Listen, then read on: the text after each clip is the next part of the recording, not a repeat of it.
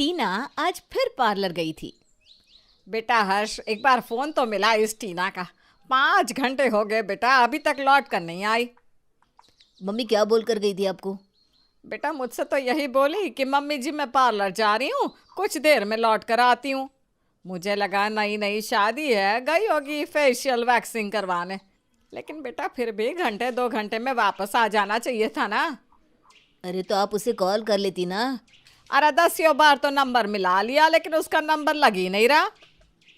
तब तो वाकई चिंता की बात है। अच्छा, मैं उसकी सहेली को फ़ोन लगा कर पूछता हूँ, शायद उसे कुछ पता हो। हाँ बेटा, तू ये सही कह रहा है। पूरा दिन कान पर फोन लगाकर मोना मोना करती रहती है। इस मोना को जरूर पता होगा कि आज टीना कहाँ गई है। हर्ष टीना की सहेली मोना को फ़ोन मिलाता है। हेलो मोना, मैं हर्ष बात कर रहा हूँ, टीना का हस्बैंड। अच्छा एक बात बताओ, तुम्हारी टीना से कोई बात हुई थी क्या कि आज वो कहीं जाने वाली है? उसने कुछ बताया था तुम्हें? नहीं तो मेरी तो कोई भी बात नहीं हुई। वैसे आपको बताए बिना वो भला कहाँ जाएगी? अरे आसपास कुछ लेने गई होगी, अभी लौट आएगी। अच्छा अच्छा ठीक है, मैं बाकी के दोस्तों से भी बात कर लेता हूँ, हो सकता है किसी को कुछ पता हो। अरे जीजा जी, आप तो बड़े भोले हो, ज़रा सा मजाक भी नहीं समझते। हाँ वे टीना मेरे ही साथ है और हम बस घर पहुँचने वाले हैं। मम्मी, टीना बस घर पहुँचने वाली है, चिंता की कोई बात नहीं है, वो अपनी सहेली के साथ ही थी। कुछ ही देर में टीना घर पहुंच जाती है। अरे टीना, कहाँ चली गई थी तुम? फ़ोन भी बंद कर रखा है, मम्मी कितना परेशान हो रही थी। और ये सर ढक कर क्यों घूम रही हो? अरे मम्मी जी, वो क्या है ना, मेरे फ़ोन की बैटरी ख़त्म हो गई थी, इसलिए फ़ोन नहीं लग रहा होगा। मैं मम्मी जी को बता कर तो गई थी कि पार्लर जा रही हूँ। अरे तो 5 घंटे लगते हैं क्या पार्लर में? अरे मैं तो बस एक हेयर स्पा कराने गई थी, लेकिन जब वो मेरा हेयर स्पा करने लगी तो हेयर ड्रेसर ने बताया कि मैडम, आपके हेयर काफ़ी डैमेज लग रहे हैं और 5-6 ग्रे हेयर भी दिखाई दे रहे हैं। आप कोई अच्छा सा हेयर कलर करा लोगी तो ग्रे हेयर भी कवर हो जाएंगी और आप पहले से ज़्यादा ट्रेंडी दिखाई देंगी। वैसे भी आजकल तो हेयर कलर कराने का फैशन है। आपकी पर्सनालिटी ना चेंज हो जाएगी एकदम से। वैसे भी आजकल बाल काले कौन रखता है। अरे बाल तो सबके काले ही होते हैं भाई, ये पार्लर वाले तुम्हें कुछ भी पट्टी पढ़ा देते हैं और तुम मान भी जाती हो। अब काले नहीं तो क्या नीले बाल रखने का फैशन चल पड़ा है? क्या बात करती हो।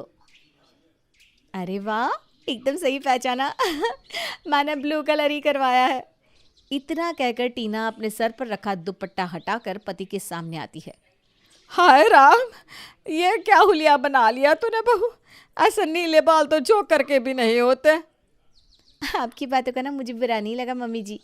आपकी उम्र हो गई है, आपको आजकल के फैशन और नए नए ट्रेंड्स का कहाँ पता होगा। आप देखना, अब मेरा न्यू हेयर स्टाइल देखकर मोहल्ले में आपकी इज्जत बढ़ जाएगी। हर किसी के मुंह पर आपकी बहू की ही चर्चा होगी। आप ही बताइए, इतनी बड़ी टीचर कॉलोनी में है कोई ऐसा जिसका मेरे टक्कर का हेयर स्टाइल हो? नहीं बेटा, तू कालानी की बात कर रही है। मुझे तो लगता है कि ऐसे नीले बाल कराने वाली तो दुनिया की पहली औरत है। अरे भगवान बचाए ऐसे नास पीटे फैशन से। अरे तू छोड़ना टीना, तेरी फैमिली को तेरी फैशन सेंस की कोई वैल्यू ही नहीं है। मैं बोल रही हूँ ना, तू एकदम सुपर मॉडल लग रही है। तू बस मुझ पर ट्रस्ट कर, फिर देख। सहेली मोना की चिकनी चुपड़ी बातें सुनकर टीना उसकी बातों में फंस जाती है। अगले दिन टीना के यहाँ पड़ोस वाले घर से कीर्तन में जाने का बुलावा आता है। बहू, मैं कीर्तन में जा रही हूँ, तू घर में रुक कर काम देख लेना। हाँ। टीना जल्दी जल्दी काम निपटा कर पड़ोस में चल रहे कीर्तन में पहुंच जाती है। अरे मिसेज शर्मा, ये कौन है? पता नहीं, आपने इनवाइट किया होगा। आप सोचो ये कौन है। मिसेस शर्मा और मिसेस गुप्ता अभी खुसर पुसर कर ही रही थी कि तभी टीना की सास मधु टीना को आवाज़ लगाती है। अरे टीना बहू, पूजा में सर ढक कर बैठते हैं बेटा। और एक बात बता, दूध तो फ्रिज में रख दिया था ना? हाँ जी मम्मी जी, मैं सब काम करके आई हूँ जो आपने बताए थे। ये मधु की बहू है? हाय हाय, ये कैसा भेस बना लिया इसने। अभी कुछ दिन पहले तक तो इंसान की बच्ची लगती थी, अब देखो ऐसा लग रहा है कि सर पर नीले पेंट की बाल्टी पलट गई हो इसके। मेरी तो हंसी नहीं रुक रही। नीले बाल रंगवा के ये कहीं खुद को मोर तो नहीं समझ रही। मोरनी बागम्मा बोले आधी रात इतना कहकर मिसेस गुप्ता जोर जोर से हंसने लगती है। अरे यार, एक से बढ़कर एक फैशनेबल औरतें देखी है, लेकिन ऐसा बेहुदा फैशन पहली बार देख रही हूँ। तुम लोग रुको, मैं ज़रा मधु से मज़े लेकर आती हूँ। मान गए बहन जी, आपकी बहू तो लाखों में एक है। लाखों में एक नहीं है, इनकी बहू बस एक ही है। उसके जैसा कोई दूसरा हो ही नहीं सकता। टीना जैसा हेयर स्टाइल तो किसी मॉडल या हीरोइन का भी नहीं होगा। अरे वो बेचारी ना गलती से ये कलर करा के आई। मैंने कहा कि ये कलर अच्छा नहीं लग रहा, चेंज करा ले। इतना कहकर मधु वहाँ से उठकर वापस अपने घर की तरफ जाने लगती है। तभी पीछे से मिसेस गुप्ता की मोरनी बागा माँ बोले गाना गाते हुए आवाज़ सुनाई देती है और सबकी ठहाका लगाकर हंसने की आवाज़ भी सुनाई पड़ती है। इतने सालों में कमाई हुई इज्जत इस टीना ने मिट्टी में मिला दी। आज कॉलोनी में हर कोई मेरा मजाक उड़ा रहा है। मिसेस वर्मा की बात सुनकर तो इतना गुस्सा आ रहा है। कह रही थी आपकी बहू की दिमागी हालत तो ठीक है ना। अरे मैं पूछती हूँ क्या ज़रूरत थी ऐसा रंग बालों में पुतवाने की। लोग मुझे आकर ऐसी ऐसी बातें पूछे। आने दो आज इस टीना को, अभी इसकी खबर लेती हूँ। कुछ देर बाद टीना बहू, बहुत हो गया तेरा तमाशा। मैं साफ साफ कह रही हूँ अपने बालों का कलर चेंज करवा ले और कोई इंसानों वाला कलर इन बालों में पुतवा करा। कॉलोनी में मेरा घर से बाहर निकलना मुश्किल हो गया है। हर कोई मुझे तेरे बालों को देखकर चिढ़ा रहा है। अरे मम्मी जी, आप नाराज़ क्यों हो रही है? ठीक है ना, अगर आप कह रही हैं तो मैं हेयर स्टाइल चेंज कर लेती हूँ। टीना फिर से पार्लर जाती है और सास के कहे अनुसार नया हेयर कलर करवाकर घर लौटती है। अरे टीना बहू, दिखा दो बेटा आप कैसा कलर करा के आई हो। टीना अपने सर से दुपट्टा हटाती है तो उसका हेयर कलर देखकर मधु अपना सर पकड़कर ज़मीन में बैठ जाती है। अरे तुझे कहा था ना कि इंसानों वाला कलर करा के आना, तो फिर से ये घोड़े की पूंछ की तरह दुरंगे बाल करा के आ गई। क्या है ये, आधे बाल पीले आधे लाल। हे भगवान, मेरा तो कॉलोनी में निकलना दुश्वार हो गया है। सब मजाक बनाते हैं। वो नीले रंग से जान छुटी तो अब ये दुरंगे बाल करा कर आई। मैं कहती हूँ काले भूरे बाल भी इंसानों के ही होते हैं ना। अगर हमारे बाल काले हैं तो क्या हम इंसान नहीं लग रहे? अरे मम्मी जी, मेरे बाल सफ़ेद होने शुरू हो गए हैं। अब आप ही बताओ, क्या आपको अच्छा लगेगा आपकी नई नवेली बहू को कोई बुढ़िया कहे तो? लगता है ये ऐसे नहीं मानने वाली। इसका कुछ ना कुछ इंतज़ाम तो करना ही होगा। उस रात जब टीना सोने जाती है तो हर्ष और उसकी माँ मधु मिलकर एक चाल चलते हैं। अगली सुबह, हर्ष हर्ष जल्दी आओ, ये देखो मेरे बालों को क्या हो गया। देखो तो तकिए के पास कितने सारे बाल टूट कर बिखरे हुए हैं। और ये मेरे सर में अचानक से इतने सारे सफ़ेद बाल कहाँ से आ गए? अब मुझे क्या बता रही हो? जाओ जाकर अपनी सहेली मोना को बताओ। हम तो गंवार लोग हैं ना, हमें फैशन की सेंस कहाँ है? अरे उसे पक्का पता होगा कि ये बाल की झाड़ू ठीक कैसे होगी। पति की बात सुनकर टीना ज़ोर ज़ोर से रोने लगती है। नहीं नहीं, मुझे कुछ नहीं पूछना। अगर मेरे सारे बाल झड़ गए तो उसे क्या फ़र्क पड़ेगा? गंजी तो मैं होंगी ना। बेटा मैंने तुझे कितना समझाया कि ये सब कलर बालों के लिए ठीक नहीं होता, लेकिन तूने मेरी एक बात नहीं मानी। ऊपर से जग हंसाई कराई सो अलग। अब देख तेरे आधे बाल सफ़ेद हो गए और आधे टूट कर बिस्तर पर गिरे हैं। मैं अपनी गलती मानती हूँ मम्मी जी। आप बताइए ना, अब मैं क्या करूँ कि मेरे बाल ठीक हो जाए? पहले तो जाकर अपने बाल सही करवा के आ। और हाँ, अब से ये महंगे शैम्पू और पार्लर का चक्कर छोड़ दे। मैं तुझे आंवला शिकाकाई बना कर दूंगी, उसे बाल में लगा, फिर देख कमाल। बेचारी टीना इतना डर गई थी कि सास की सारी बातों पर झट से रजामंद हो जाती है। अच्छा अब जा और जाकर अपने बाल धो ले। मैंने तेरे बालों में वाइट कलर लगाया था तुझे सबक सिखाने के लिए। कुछ नहीं हुआ तेरे बालों को। चल अब रोना बंद कर पगली। सासू माँ की बात सुनकर टीना की जान में जान आती है और वो आगे से बालों पर कोई केमिकल इस्तेमाल न करने की कसम खा लेती है। अरे बहू, क्या कर रही है? जरा ये साड़ी पहन के तो दिखा। आज हम सब मोहल्ले की औरतें बाजार गई थी, तभी मुझे एक दुकान पर ये साड़ी दिखाई दी। मैंने तेरे लिए खरीद ली। अरे वाह माँ जी, ये तो बड़ी सुंदर साड़ी है। मैं अभी पहन कर आती हूँ। फिर गीता साड़ी पहन कर आती है। अरे वाह, कितनी सुंदर लग रही है तू। तभी दरवाजे की घंटी बजती है। ठहर जा, मैं देखती हूँ कौन है। गीता की सास जैसे ही दरवाजा खोलती है, सामने अपनी बहन को देख बड़ी खुश हो जाती है। अरे कमला, तू इस तरह अचानक कैसे आ गई? एक फोन कर देती, मैं मनोज को तुझे लेने के लिए स्टेशन पर भेज देती। अरे तुझसे मिले बहुत दिन हो गए, तू तो गाँव आने से रही, तो मैंने सोचा मैं ही तुझसे आकर मिल लूं। तभी कमला पूरे घर को देखती है। अरे वाह, घर तो बड़ा शानदार है।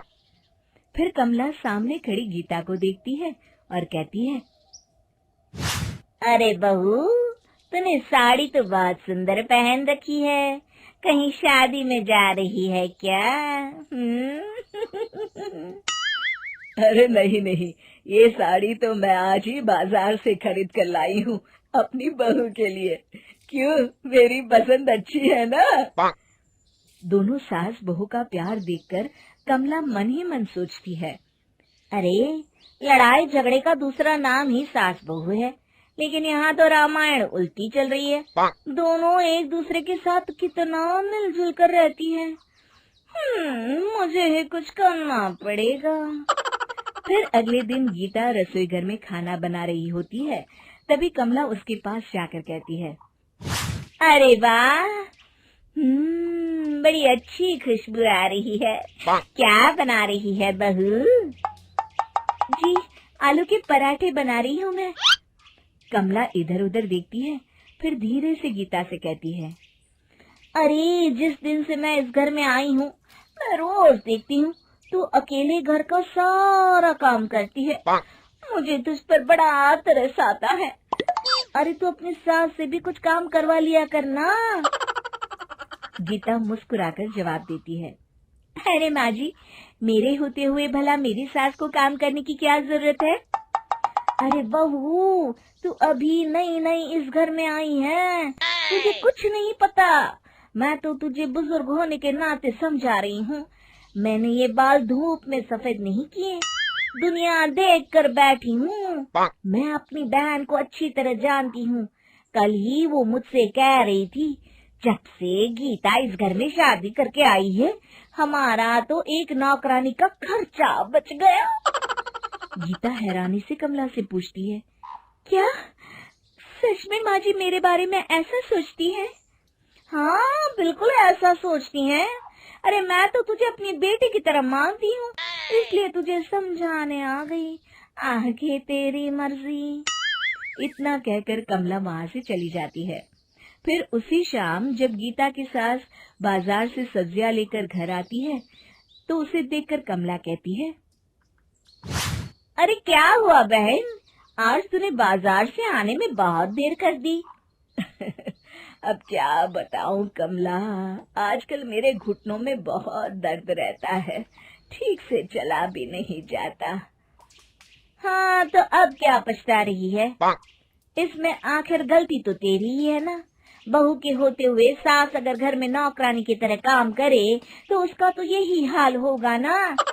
अरे कभी गांव आकर देख, हम अपनी बहुओं को तलवार की धार पर रखते हैं। अरे तुझे क्या पता तेरी बहू पीठ पीछे तेरे बारे में क्या बातें करती हैं।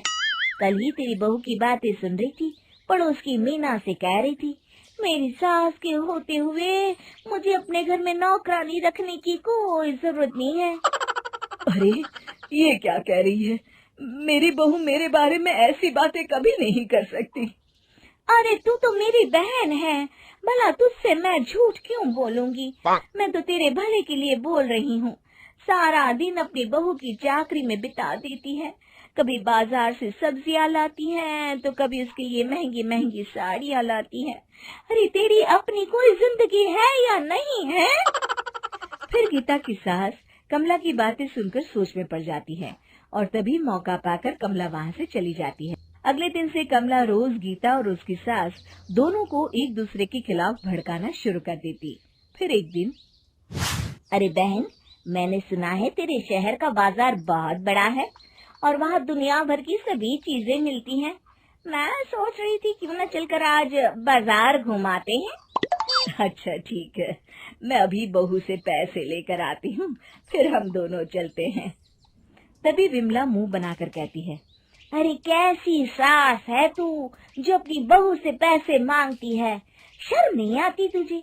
मैं तो समझती थी तू इस घर की मालकिन है। खैर आखिरकार तेरी बहू सच ही कहती है, तू इस घर में किसी नौकरानी से कम नहीं है। विमला की बातें सुनकर गीता की सास को गीता के ऊपर बहुत गुस्सा आता है और वो सीधे गीता के कमरे में जाकर उससे तिजोरी की चाबी मांगने लगती है। तभी गीता भी अपनी सास से नाराज थी और वो तिजोरी की चाबी देने से इनकार कर देती है। फिर देखते ही देखते दोनों में बहस शुरू हो जाती है। दूसरी तरफ कमला दोनों को एक दूसरे के साथ लड़ता देख मन ही मन बहुत खुश होती है। आखिर मेरा नाम भी कमला है, जो एक बार ठान लेती हूँ उसे करके दिखाती हूँ। आखिरकार इस घर की शांति भंग हो ही गई। तभी मनोज दफ्तर से जल्दी घर आ जाता है, लेकिन घर में आते ही वो देखता है कि उसकी माँ और पत्नी किसी बात को लेकर एक दूसरे से बहस कर रही हैं। तभी मनोज की नजर अपनी मौसी पर पड़ती है, जो एक कोने में खड़ी मुस्कुरा रही होती है। मनोज समझ जाता है कि ये सब उसकी मौसी का किया धरा है। फिर मनोज अपनी मौसी को सबक सिखाने की ठानता है। उसी रात मनोज अपनी मौसी की बहू मंजू को फोन करके सारी बात बता देता है और उसे अपने घर आने के लिए कहता है। अगले दिन कमला आराम से सोफे पर बैठकर टीवी देख रही होती है। तभी अचानक वहाँ उसकी बहू मंजू आ जाती है और आते ही अपनी सास को डांटने लगती है। अरे वाह माँ जी, आप तो एक नंबर की झूठी है। मुझसे कह के आई थी कि मैं तीर्थ यात्रा पर जा रही हूँ, लेकिन आप तो यहाँ मजे मार रही हैं। तभी गीता और उसकी सास भी वहाँ आ जाते हैं। उन्हें देखकर विमला झिझकते हुए अपनी बहू से कहती है, अरे बहू तू बेकार में नाराज हो रही है, मैं तो बस आने ही वाली थी। अरे माँ जी, मुझे मत सिखाइए, मैं आपको अच्छी तरह जानती हूँ। लोगों के घरों में आग लगाने के अलावा आप करती क्या हैं? ये तो अच्छा हुआ कि रात को मनोज भैया ने मुझे फोन करके सब बता दिया। कम से कम इन लोगों को तो चैन से रहने दो। बहुत हो गया, अभी के अभी आप घर चलिए। तभी कमला की असलियत देख गीता और उसकी सास एक दूसरे को देखकर मुस्कुराती है और कमला अपना सामान बांधकर अपनी बहू के साथ वहां से चली जाती है।